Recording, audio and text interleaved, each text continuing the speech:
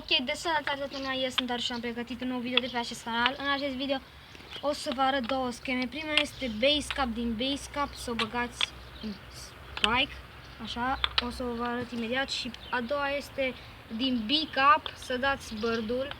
Ok, și da, sper să îmi ieșe scheme, adică să nu stau jumate de ceas să-mi ieșe una.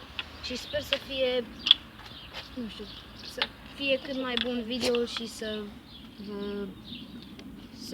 vă învățați și voi să dați aceste două scheme, deci revenim imediat. Ok, deci prima schemă din base cap în spike, pentru începători dacă vreți să dați, trebuie să dați așa canul, adică să vă luați avânt așa ca în airplane și o să vă pice gaura fix aici așa și aici trebuie să întoarceți cumva canul, să vă pice direct, puteți să faceți să vă pice direct în spike. Deci este o schemă, nu știu, este tot pentru începători, vedeți?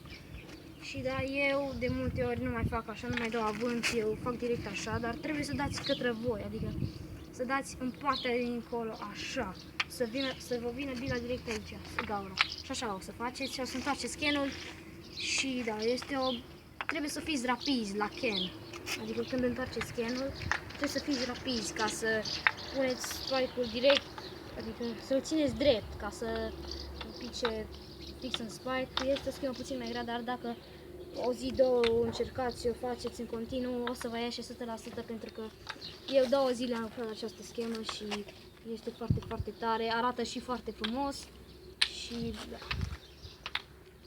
Ok, o să revin cu următoarea schemă.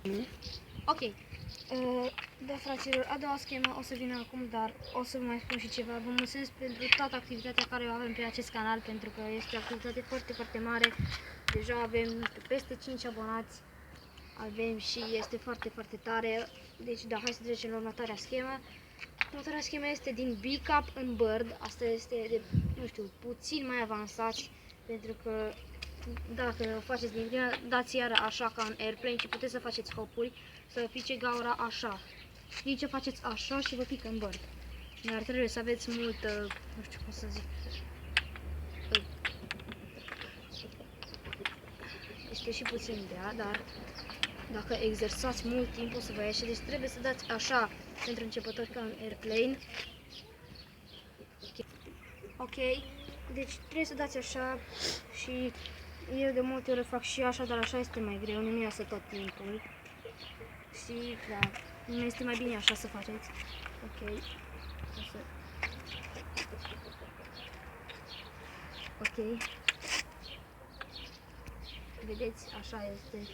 Și aici puteți să băgați și spike dacă doriți, dar cam asta este schema și este mai grea.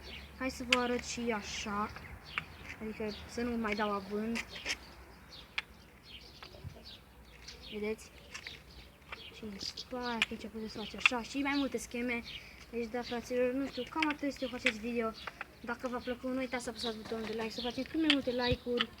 Și sper că v-am fost de ajutor cu aceste două scheme. Sunt puțin mai grele, dar arată foarte, foarte bine și da, noi ne vedem data viitoare. Pa, pa!